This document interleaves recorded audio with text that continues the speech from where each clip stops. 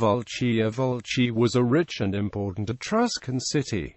Many impressive remains of the city can be seen today. Velch was located near the coast of the Tyrrhenian Sea, about 80 kilometers northwest of Rome, on the Fiora River, between Montalto di Castro and Canino. History. The Vulci were a tribe of people who gave the name to the city and were one of the legendary 12 peoples of Etruscan civilization who later formed the Dodecapolish Etruscan League to protect their interests, mentioned only rarely in ancient literature. The history of Vulci may be reconstructed mainly from archaeology. After its expansion in the 8th century BC, Vulci's golden age of influence and wealth was in the 6th century BC when it ruled over the cities of Orbetello, Saturnia, Savannah, Castro, Pitigliano and Marsiliana. It imported refined Attic pottery, precious oriental balm, beautiful jewels of the most unusual shapes to satisfy its wealthy citizens. In return it exported its treasures throughout the Mediterranean: pottery, bronzes and wine. Many Greeks came to live there, as shown by the trade in valuable and sophisticated Greek products. The original port of Vulci was a quay on the river Fiora, but the expansion of trade led it to build a larger coastal port at Regis Villa, and it became a major maritime power, although it was located some miles up a river. Like Rome, originally the Etruscans were co-founders of Rome and they continued to dominate it. Vulci had some influence on early Rome, as Servius Tullius and the Vibena brothers were from Vulci. The names and pictures appear on a fresco in the Francois tomb. After the population of Rome had become predominantly Italic, the Etruscan kings were overthrown. After a time of crisis in the second half of the 5th century, the town seems to undergo a new expansion in the 4th century when the great tombs were built, such as the Francois tomb. The Romans fought a long war to gain control over Etruria. Tiberius Coruncanius triumphed over Volci and Vulci in 280 BC, and the Colonia of Cosa was founded in the territory. The Romans took the coast from Vulci, cutting the base of the power, which seems to have led to the decline of the city. The Etruscan League splintered apart during the war and the Etruscans were soon assimilated. Vulci does not seem to have been of great importance in the remaining Roman period, even though the Romans built the Via Aurelia through it in 240 BC.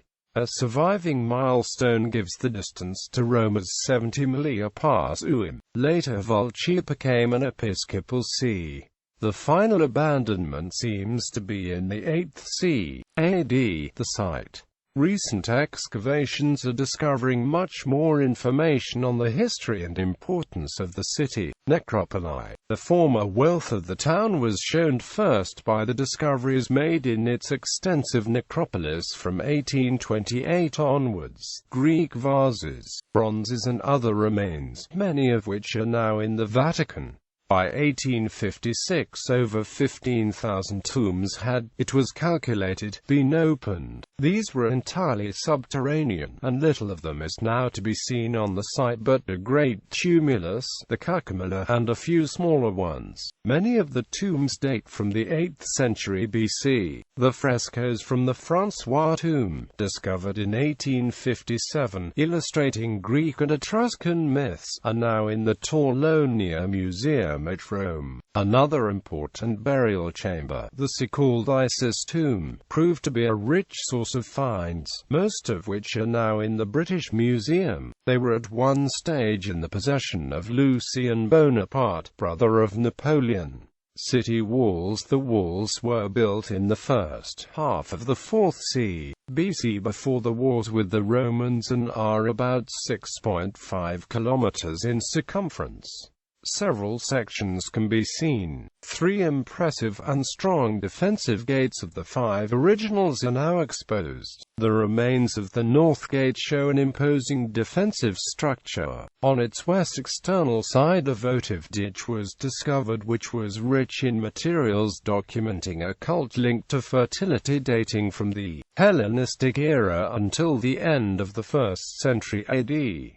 Near the ditch are tombs carved into a rocky bank. Not far away you can see the facing cross linked by a building still to be explored. The west gate is the starting point of the Decumanus Maximus, the well-preserved east-west road of the city, paved with volcanic stone. Villa of the Cryptoporticus along the Decumanus is an area occupied by a large residential complex. The first building, a large domus north of the Decumanus, is preceded by a series of small rectangular rooms, perhaps workshops, overlooking the main street. Among these open the 2 entrances of the Villa of the Cryptoporticus, so named for its unusual and impressive underground rooms. It is a large and sumptuous private residence built in the classical style of noble Roman houses. Its earliest phase was the late 2nd and early 1st century BC and underwent numerous renovations in the Augustan period. Further changes were made between the Flavian and Hadrianic periods, while in late antiquity parts of the domus were partially reused. Later the area was abandoned and used as a cemetery from the discovery of tombs in the cellar. The large main entrance leads into a vast atrium, around which are arranged various rooms, divided into bedrooms and living quarters. A second entrance leads to a courtyard with a fountain in the center, the result of the transformation of an original small abbey, probably in the late 1st century AD.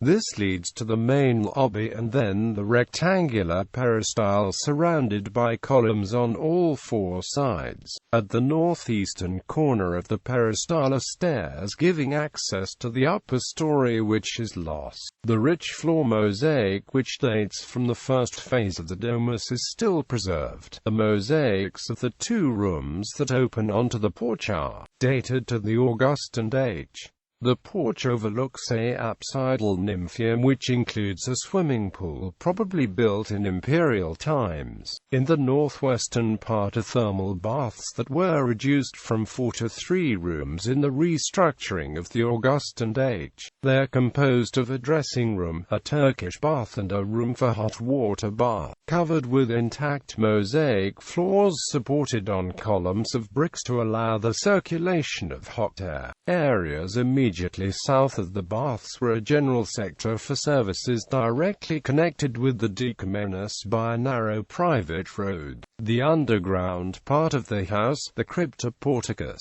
is accessed via a corridor to the east of the peristyle covered by a well-preserved barrel vault. The underground environment was ventilated and lit from 18 windows that open at the level of the garden above. The function of the underground complex was especially the preservation of products such as wine and oil that needed a suitable environment. Next to the northwestern side of the domus is a series of rooms built probably in the Hellenistic age. It is a complex of 2 or more buildings of still uncertain date and use. They are characterized by the presence of works of canalization and different types of paving, using brickwork, tiles and local stone. Roman Arch of Publius Sulpicius Mundus.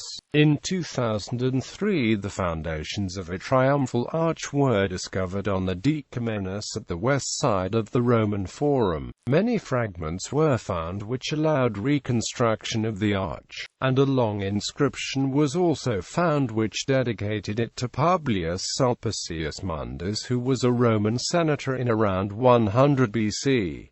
The temple, The temple has an imposing base of sides 36.5 by 24.5 meters. The temple had a continuous colonnade on all four sides, doubled on the front by 4 additional columns. It is preceded by a projection with a central staircase. The temple reveals at least 2 construction phases. The oldest had numerous architectural terracottas with Ionic columns. In the early Roman Imperial Age, the temple was rebuilt, which involved the replacement of the wooden elements of the elevation with travertine structures and cementwork. Among the many elements of the elevation which have collapsed and are visible around the monument, a fragment of the architrave with inscription can be seen.